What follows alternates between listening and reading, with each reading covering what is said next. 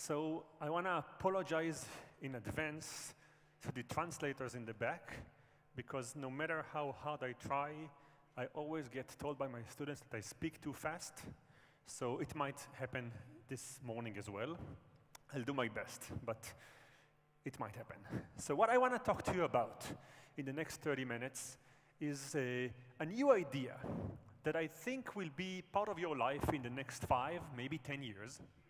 And the idea is that there are ways by which we can understand our customers, understand our own decision-making process, and make different ideas in marketing propagate, not by just looking at our customers, asking them questions, looking at their digital footprint, but actually by studying their brains.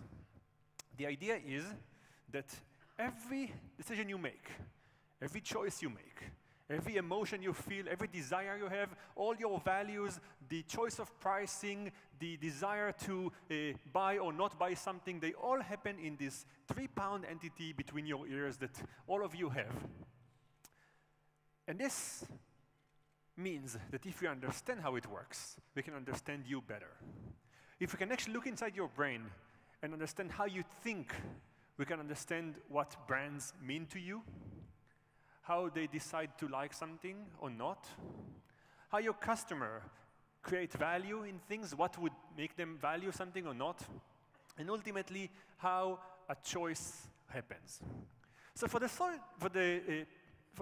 morning, for instance, one choice that I can talk about is a simple choice like this. Imagine you go to the supermarket, you want to buy a toothpaste, there's a shelf full of toothpaste, maybe there's one that you really like, a local brand on the left, an international brand on the right, and you're about to make a choice. Your mind is racing. You ask yourself, I want to make a choice that is unbiased, so what should I do? And you maybe make a table in your mind. And you say, well, this one is more expensive. This one has a nicer package. This one is a little bigger. This one has a minty taste. And at the end of the day, you say, OK, I'm going to choose, say, the one on the left. The question is, A, is that all that came to your mind when you made a choice, all the parameters you used, or there are others? If someone asked you later on to explain, could you narrate your thinking? And could I change your mind? Is there anything that I could have done in this moment that will actually make you go and choose the right? So the reality is that marketing has been trying to explain this moment for a while. And in the last 20 years, there's a surge of psychologists going into marketing and trying to explain your thinking. This field called behavioral economics has had a surge in the last 20 years where a lot of psychologists have won Nobel Prizes for saying that they could look into your behavior and explain your biases, explain your thinking, maybe even predict why you do things that make no sense, like buy stuff that's more expensive just because you have an affinity for a brand, even though it's internally the same as the other brand. But there's a problem there, because time and again, what came out from looking at people is the understanding that we're not really good in narrating our thinking. That if I ask you a question of why you do what you do, oftentimes,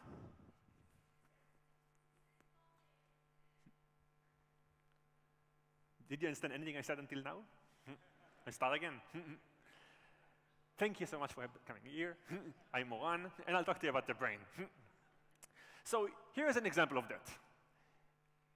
A few years ago, a figure like that came out, and this figure spoke about an interesting effect, which is, in many countries, people are asked, let's say you die, and we can use your organs to save someone else's life. We can harvest your heart or even your retina and help someone else who's still alive. Would you agree to do that? Many countries were offered, when they go to get their driver's license, the option to fill a little kind of square there that says, yes, I'm going to do that. And what came out is that some countries are really generous with their organs. People say, if I die, I'm really happy to help someone else have a better life. And some are very selfish and they don't. And you can see here the graphs of countries like Sweden, Portugal, Poland, Hungary, who are very generous. People there really are willing to help others if they die, and countries that seem very selfish, like Denmark, Netherlands, United Kingdom, and Germany. Now, if you think of those countries, in many ways they are similar. We think that they say the Germans and the Austrians are similar in many things, but there's a big difference here. The Austrians are very generous, the Germans not as much. UK and France, they think that they're very different, but from our perspective, they're very similar, and you can see big difference. The French, very generous, the British, not as much. Well, without going into the details of this one, what came out is that what drove this behavior more than anything was how the question was asked on the form. In some countries, the question was, will you agree to do that? Sign here. And in some countries say, will you not agree? Sign here. And just by reversing the question, sign if you don't agree, or sign if you agree, people actually are placed in different locations, and this drives everything. Now, this is interesting to behavioral economists. What is interesting to neuroscientists is not why you end up choosing what you choose, but how you explain it. So if you grab a guy who just leaves the room, and you ask him, you know, you just agreed to donate your organs. Why do you do that? They're going to tell you a story. Their story is going to be, you know, I always wanted to be very, very generous and help others, and I understand that if I'm dead, the least I can do is help someone else. That is why I chose this thing. If you find a guy who chose to not donate his organs, and you ask him just when he's about to leave, why did you choose that? He might say something like, you know, I don't really trust doctors. Maybe I'm going to be still a little bit alive when they're going to choose to harvest my heart. That's why I'm not going to do that. And even though we know that the driver for their answers is not at all their thinking, it's just the way we ask the question, people will always come up with an answer. They're going to think that they know what they do, and they're going to give you an answer. And that is a problem with marketing. You think about focus groups, you think about surveys, you think about your customers, you ask them questions, they're always going to give you an answer. They always think they know themselves. But more and more, we know that they don't. That people have difficulty narrating their thinking, and that their answers are somewhat inaccurate, especially in fields like healthcare or fashion or athletics, things that people really have dissonance between how they think and what they are. Christmas is coming. In the US, there's a spike in people signing up for the gym right around Christmas. What they say is, you know, last year I didn't go to the gym much, but next year I'm going to be amazing, every day. There's actually a gym in Los Angeles that when you show up in the beginning of the year, they offer you a deal where they ask you to give them in advance $750, and they tell you every day you show up, we're going to give you $2 back. So if you come every day, you're going to get all your money plus more from us. And they make a fortune because people really think it's a great idea. This year I'm going to be great, and somehow they don't end up doing that. Think of many people who buy jeans for the skinny version of themselves. Right now I'm size 8, but I really am deep inside a size 2, so I should buy a jeans for that size and just rise up to my 2 weight. Alarm clocks, a good example. Many of you go to sleep at midnight, set the alarm to 6 a.m., thinking tomorrow morning I'm going to wake up and I'm going to do all the things I have to do, all those emails and chores and readings. And when we wake up at 6 a.m., we're different people. Suddenly, we don't remember who this guy was who set the alarm at midnight. What was he thinking? And then we have a button called snooze that allows us to just, for 5 minutes, give ourselves a little bit more time, because in 5 minutes, everything is going to be different. And the reality is that we all can be subject to this. It's very easy to take every person in this room and show you how easy it is for your mind to play tricks on you, for your mind to think that you're better than you are, or for your mind to explain things that aren't even true. For example, in an experiment that I ran with 2 colleagues from Sweden just this year, we did this very simple experiment that showed people how they are prone to explaining things that are not true time and again. We bring people to the lab. We tell them, we're going to have you make decisions that are very simple. We're going to ask you who you find more attractive. Not too complicated, very easy to think. You don't know any of those people. We're just going to show you 2 cards and ask you to tell me who you find more attractive. So imagine yourself, you're coming to the lab.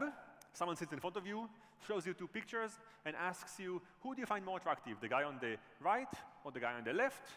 Let's say you say that the guy on the right is more attractive. Then we give you the card that you picked, and we ask you to explain why you chose this person. And you might say, I really like his stern look. We say, fantastic, keep the cards. Here are 2 new cards with 2 different people. Again, make a choice, right or left. You make a choice. We give you the card, and you explain why you chose this thing. This is what you do for about 1 hour. But there's a trick in this experiment. Every now and then, say every 20 trials or so, the guy that gives you the card doesn't give you the one that you chose, he gives you the other card. So he tricks you. You say you want this one, and he gives you the other one. And 2 interesting things happen. The first thing is that people rarely notice that the card they received is not the card that they wanted. But even more interesting in the context of our talk this morning is that people take the card that they didn't choose, hold it in their hand, and explain to us why this was their choice. So you choose A, I give you B, you take B, and you immediately explain to me why this happened. Think about this in the context of marketing. All of the choices we make, we think we know what they are, but then here it is a case where I replace the choice, and you come up with an answer, and you believe it. Think about the example we spoke about earlier with toothpaste.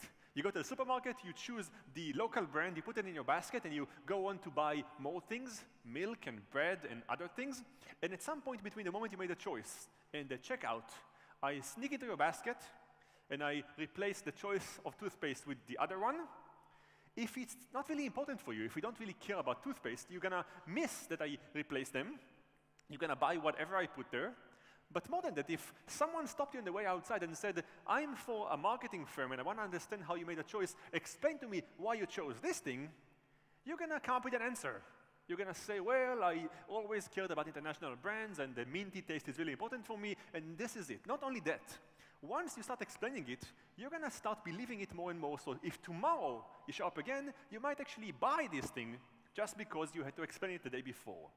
Which means that many times, a mischievous way to do marketing is to just have you end up with something, and you're going to start explaining to yourself why this was your choice all the time. This makes my students work with T-shirts that we always use to remind ourselves that we don't really know how we think, and the T-shirt says, don't believe everything you think. Because the reality is that we don't know how our mind works. We have a very little grasp of this complex mindset. We have access to only a small portion of it. Here's an example. In the US, there are a lot more dentists whose name is Dennis. This seems ridiculous, that the name of someone would be similar to their profession, but the reality is that this is the case. And when people come to explain that, they think that the reason that a lot of dentists choose to be dentists is that somewhere in their life, they just kind of walk around and they hear someone calling their name and they look and they say, why, sorry, why did you call me? Oh, you spoke about dentists. Sorry, it sounded to me like you talked about my name. And they move on, and by the time they're 30 and they have to choose a profession, they probably heard a lot more about dentists than the average person, so they actually choose themselves to become dentists. They just have a little bit more weight to this profession. But none of them will tell you, well, I chose to be a dentist because it sounded like my name. They're going to always think that there was a different reason for that. Which means that our unconscious mind governs a lot of our thinking. And when we speak only with the conscious one. So can neuroscience actually give us access to the other part? The reality is that in the last 10 years, there are more and more companies that offer people like you, marketing executives and brand managers, ways to understand your customers by looking at the unconscious part rather than the conscious part and understand how you think. Examples would be ways to look at your face while you interact with a brand and understand what you feel about it. In your face, you have about 150 muscles that you can move, but only about 30 of those muscles are muscles you can control yourself. Most of your face just moves on its own. If I told you right now to laugh, you can fake a laughter by smiling, but it would be very hard for you to really laugh truly, because a true laugh involves also moving those muscles next to your temples, and those muscles are controlled by your brain in a way that you don't have access to yourself. So when you actually truly laugh, different muscles in your face move. Now with simple cameras, we can actually have a client of yours look at, say, a commercial, look at your brand packaging, talk about your brand, and we can analyze their face and know what their mind is controlling in a way that tells us what they're feeling. So we can give you immediately a report that says this person feels a little bit embarrassed when she talks about your brand, or a little bit confused when she speaks about your positioning, or a little bit irritated when she has to explain something. Or she answers your survey, but she doesn't really know. She gave a 7 on the questionnaire of, say, the Net Promoter Score, but she didn't really know if it's 7 or 8 or 9. And for you, it's a big difference, but for her, it was confusing. Another way that people like myself work with companies like you is by looking at your eyes. Turns out that your eyes aren't just moving randomly. If we want to know what you see, we can actually predict now where your eyes are going to go by studying your brain. When you look at things in the world, many times you choose what to see with your brain before your conscious mind knows it. For example, I'm going to show you now a grid of images on the screen. And there's going to be one image that would be standing out. I wanted to see how fast your brain sends your eyes to the thing that stands out. If you ask to find what it is, it's going to take you a fraction of a second. In fact, by the time you become conscious of what it is, your eyes have already been there. Let's try it. Try to find out the thing that stands out in 3, 2, 1. The face just stood up. Our brain comes equipped with a device that detects faces very, very fast. And if there's a face there, our eyes are going to go there. Now, many of you who worked in advertising know that it's not surprising to you that if you put a model on the picture, someone's going to go to her or him and look at them.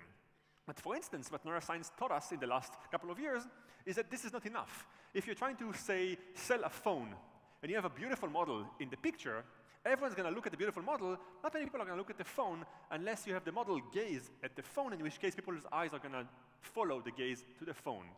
Just this little thing comes from neuroscience that can explain how people see things, and you would never be able to narrate that. If I ask you, why did you look here and not there, you wouldn't know why. Your eyes just went there. It's because your eyes have this desire to see faces compared to anything else. Here's another example that just will show you how different it is. I'm going to show you another grid of images. And again, there's going to be something that stands out. See how difficult it is to find it when it's not a face. Ready? 3, 2, 1. Takes longer. There's a church there around many, many cars. Our brains aren't equipped with a device that detects churches the way they detect faces. Now, just by studying things like that, by studying what drives your eyes early on, we can start making predictions. We can take images like these and apply a computer model, that's what you see in the bottom, that will predict where your eyes are. So I'm flashing pictures one after the other, and you can see how good it is in predicting where your eyes are when you see those pictures. And this is by studying people's brains. It's not by studying people's eyes. We look at people's brain, and we can tell what will make you draw your attention to things. And once we learn that, we can actually take magazine covers and start describing where your eyes are going to go if you flash this cover. What we know for sure is that if you walk by an aisle in a supermarket and you've seen something, we don't know if you're going to buy it or not. But if you haven't seen it, you surely will not buy it. And now we can start predicting what you will see. We can look at websites and try to predict where you should put the labels or the ads so they can get more attention.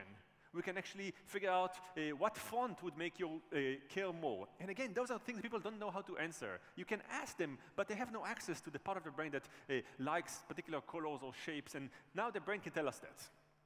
But ultimately, we can not only look at your eyes or your face, we can actually go into your brain and see how you think about things, and really see not what you see, but what you get. So if you were to study a brain, what you will see that if we zoom into a brain, and we go deep into one, there is inside a forest of little cells, we call them neurons, and they have a language that they speak in that sounds something like this.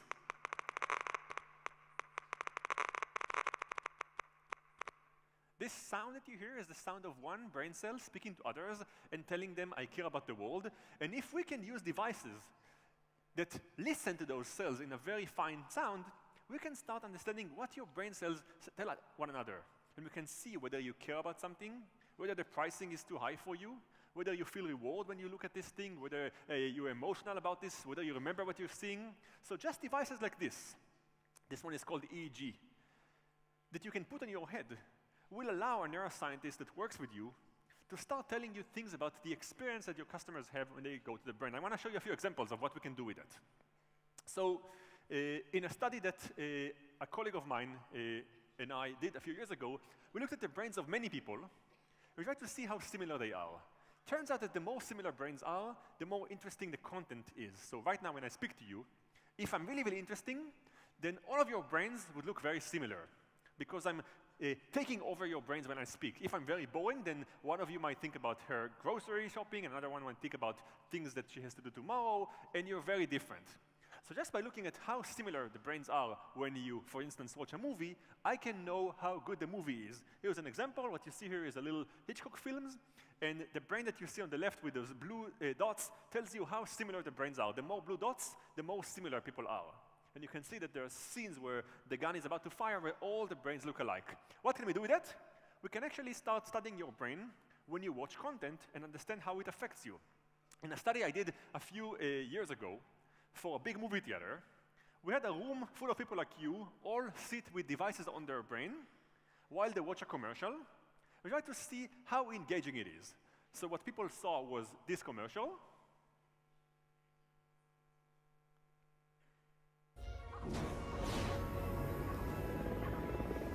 And this yellow line that you see indicates how similar their brains were. Let me say it again.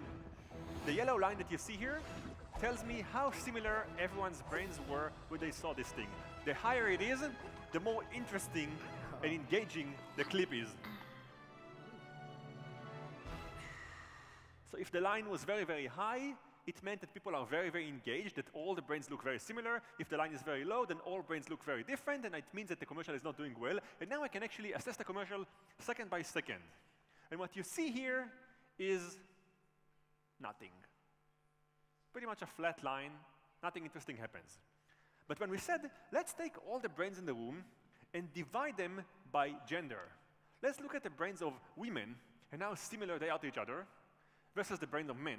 You get very different results. I'm going to show you the same data now.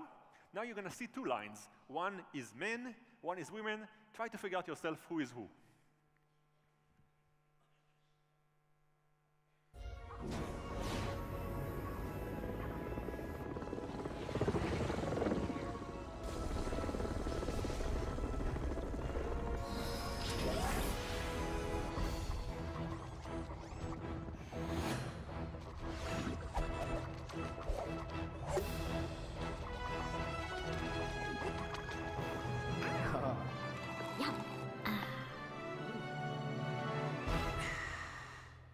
So now we can take a room full of people and learn second by second how content changes their brain, what they find engaging or not, without asking a single question. I don't have to stop the movie and ask you questions. I don't have to wait for the end of the movie and ask you about scenes that you may or may not remember. I can have you do something and study your brain in real time and predict things about it. In the US, the Super Bowl has ads like this that last about 30 seconds, and 30 seconds ad would be about $3 million. If they could cut the ad by, say, 5 seconds, it could go to $2 million. Now I can actually look at your brain and figure out what seconds there are less important, less engaging, cut them or change things until I get the perfect balance of what will activate your memories, what will be emotional for you, what you will care about, what will drive you, motivate you to care and maybe buy afterwards. All of this without asking a single question. In the last 2 years, we worked with YouTube on trying to predict something that is really important for their business. Many of you have gone to YouTube to watch a clip. You maybe want to see a clip by Justin Bieber. You type Justin Bieber. You expect to see this, but instead you see this, an ad that appears for a few seconds before the YouTube clip begins. The ad runs for a few seconds, and then you can skip it. And it turns out that most ads, over 99.9% of ads on YouTube, get skipped at the 5 seconds mark, meaning people don't want to see them. But some, 0.01, actually get seen all the way to the end. What's unique to those? How can you make an ad that people will actually see on YouTube? For now, we don't have a good answer, but what we do have is a way to know whether your ad is in the category or not. What we do is basically take people's brains, scan their brain in the very first 5 seconds, and can tell you with high accuracy, your ad seems to be on the 0.1% or at the 99.9% just by looking at your brain for 5 seconds. We can start using that to really give you advice about the creative content. Here is an ad that was shown in the Super Bowl. This is version 1. What you see here is the ad. It's a commercial for a pet shelter. You see a little puppy. It goes in and out of the screen. The little blab that you see, the blob, the yellow one, indicates where people's eyes were. And the lines at the bottom are all kinds of readings from people's brains about how emotional it is, how memory is working, how much attention is driven, and so on. This was version 1. And what the pet shelters saw when they ran this one is that there's a lot of confusion. You see that there are moments where the eyes are divided between looking at the URL, the website, versus looking at the cute puppy, which means people might have missed the main message, which is you should go to this place to donate money. And when they came and started to look at it, what you could see is that you can actually shorten the ad to a little less time and keep more of the information. For instance, you can see that attention is dropping at the end because people's eyes are divided between 2 locations. What if I made sure that the puppy is on the screen at one point and the URL, the website, is there at a different point?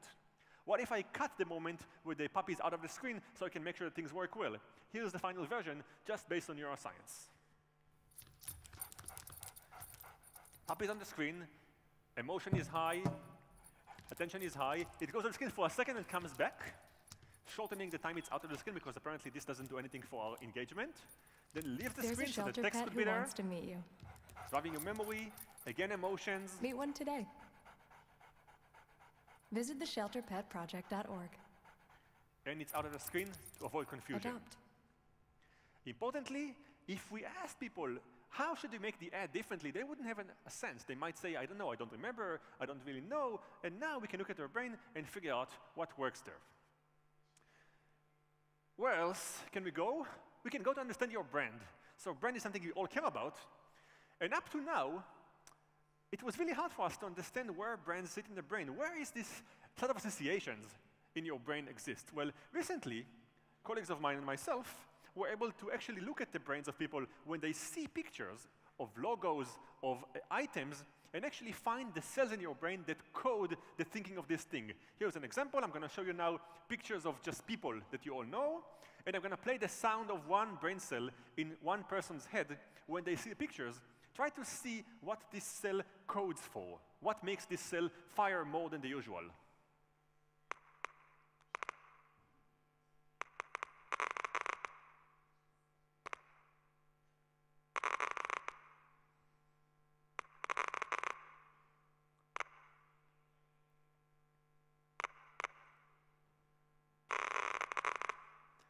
So this is a cell in one of our patients' brain that fires and codes the brand Marilyn Monroe. She is a brand. People know her. They have an association with her. They know what she stands for.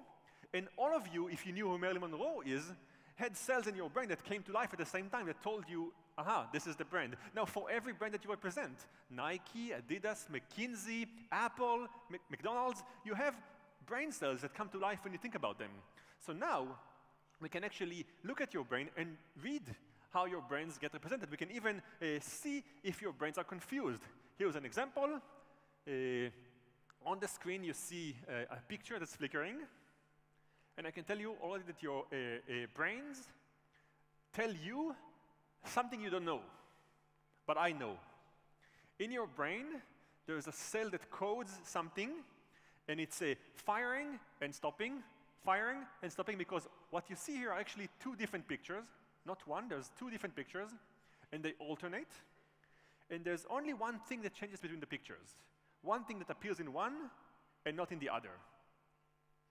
Raise your hand if you see this thing. Don't say, just raise your hand. I want to see how many of you see this thing that changes. So those of you who don't raise your hand right now, I can tell you that your brain already knows that. Your brain has a cell that codes things like Marilyn Monroe, and it fires and stops. Fires and stops, but it somehow doesn't tell you what the answer is.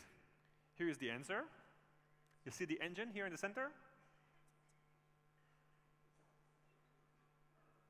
In your brain, there were cells that coded engines, and they fired and stopped, but somehow they didn't tell you about this thing. But if a neuroscientist were looking at your brain, she would be able to tell that your brain is right now experiencing something. And this could be an engine, or it could be a BCG, or it could be Istanbul's climber brand that I learned about this morning. Here's another example. Here's another picture, and again, your brains see something and stop, see and stop, and you can ask yourself, why is my brain not telling me this thing? The world is full of brands. Right now, you see probably hundreds of brands in front of you, but not all of them actually get to conscious awareness. Now we can actually see which one of them penetrated your brain, which one did not. In this example, it's the little leaves in the corner. If you didn't see any of them, come to me afterwards. We have a surgery we can do that will help you. But the point is not that. The point is that in your brain, you have all kinds of cells we can look at. We can find cells for brains that are confusing, that are intentionally trying to replicate each other, and learn what is it about the brains that actually make you confuse them. And can I separate them? We can look at the brain and see if there are associations that make you move from one to another, and learn how to separate them or to make them more similar. We can look at the spokespeople for our brain and the brain itself and see if they align perfectly or not. All of that without being able to ask you, but just looking at your brain. The idea is that many times we have views about brains that we don't like. I put this quote that I really like that says that spam is spam because of bad targeting, and that's the reality. Every time you get a message that say, oh, this is spam, and you delete it, it's because someone didn't understand your brain. They didn't understand what you like. If it came from your mom or your best friend or your husband or wife, you wouldn't delete it. It's not spam. But somehow, we have a separation in our brain between things that we like and things we don't. The more brains are able to understand how you think, they can move from becoming spam to being something that you want. I want to end by something that I find the most interesting and important, but also the most alarming, that I wanted this community to think about before I leave, which is that we're now able to not just understand how your brain works, but also change things. The more we understand how thinking works in the brain and how things happen under the hood in ways that you don't understand yourself, we can actually start changing things to perfectly align with what you want without you knowing that. In the US, there's been a big scandal a few years ago in the election where companies like Cambridge Analytica were able to essentially sway people's votes by figuring out what they want and give them things that will change their minds. And the reality is that the bad side of marketing is that more and more we understand better and better how you think, often better than you understand yourself. And this means we can start changing behavior. The most alarming thing that I learned about is something that we did in a study a few months ago, where we realized that we can actually change your mind about things when you're sleeping. Turns out that when you go to sleep, your brain isn't just shut down, it's working, and there are specific windows when you're sleeping where your brain actually listens to the outside world, and if I target your brain with the right messaging in your sleep, particularly we do it right now with smells, we spray particular smells into your brain that make you create associations, you will wake up in the morning with a desire to buy this toothpaste or eat this food, not even knowing where it came from. And because of what I said earlier, that we always believe what we think, you would always think it was your choice. You would never say, hey, someone may have put this idea in my mind. Now, this is not new. Marketing on the bad side has been doing it for years now, putting ideas in people's minds and making them think that they're own. But right now, we're becoming more and more quantitative in being able to do that. And that is alarming. The good side is that we can actually change your behavior for good, make you stop smoking, teach you things when you go to sleep, so you wake up knowing Kung Fu, make you share experiences with people when you're sleeping, or even help you alleviate trauma or bad experiences. But the bad side is that our brain is programmable, and for the first time in history, we're becoming very, very good in understanding how to program it. And if you don't control how your brain is programmable, someone else will. Companies like Facebook, Google, Microsoft, Amazon have done a lot of good things, but they got a lot of bad press in the last couple of years for being able to allow our brains to be programmable in ways that we don't control ourselves. And in this room, there are a lot of companies that could see the benefit of being able to, say, make a person go to sleep and wake up wanting to eat Captain Crunch. But when you're on the seller side, it's fantastic. When you're buying side, not so much. So it's the responsibility of all of this community, all of us, to also remember that our job isn't just to increase our sales, but also, as Professor Kotler said earlier, to think what world we want to be in. Because marketing is a powerful tool in the wrong hands that can be used to create great experiences or awful ones. And here's what I want to end with. The reality is that what neuroscience have told us in the last 10 years is that our mind is making decisions in many ways that we don't understand ourselves. This allows us to either exploit people and make them behave differently, or help them get a better value from their life. We can understand what they want and give it to them. And what I wanted you to leave this room is with the following thought. I don't know if tomorrow any of you is going to go and immediately turn all the marketing budgets to neuroscience budgets. I don't recommend that even. But I want you to leave this room knowing that there's a new field that's emerging that allows you to understand your customers in different ways that might be really important for you. To start looking at it, reading about it, maybe get to know a neuroscientist. So as this field becomes more mature, you have the ability to use it for your best interests. And what's hard for all of us to understand is the fact that we don't really understand ourselves better as much as we want. We all think that we know ourselves perfectly, and what neuroscience is telling you is that you don't. That there are things in your mind that you have no access to. And it's hard for us to believe.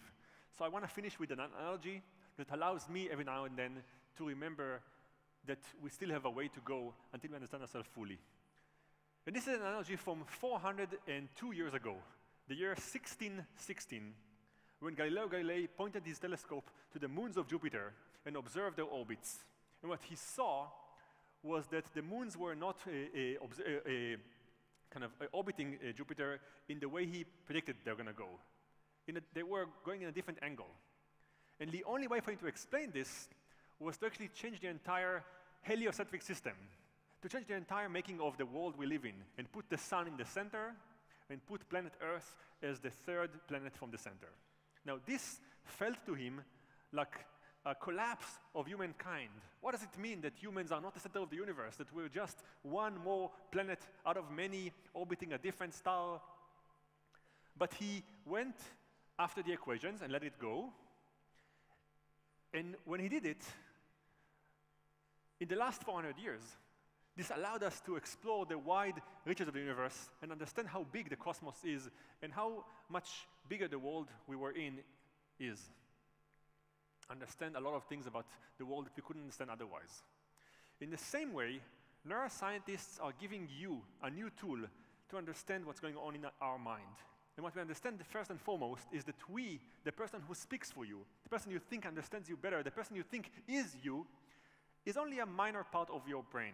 That a lot of your decisions are made by someone else in your mind. And to understand yourself better, you have to actually change the understanding of your brain and put yourself as just one little part of your brain and realize that there's a different sun sitting there that drives your choices and explains the world. Once you start believing that, and you start studying your customers with this in mind, with understanding that what they say isn't fully the answer, but actually that you can use a different way to understand their brain and predict their choices in a different way, you will not only understand the most interesting thing in the universe, you will actually understand the thing that gives life meaning, that helps us find value in things, the things that make life have importance, significance, and meaning. The most interesting thing in the universe, which is us. Thank you very much for your time.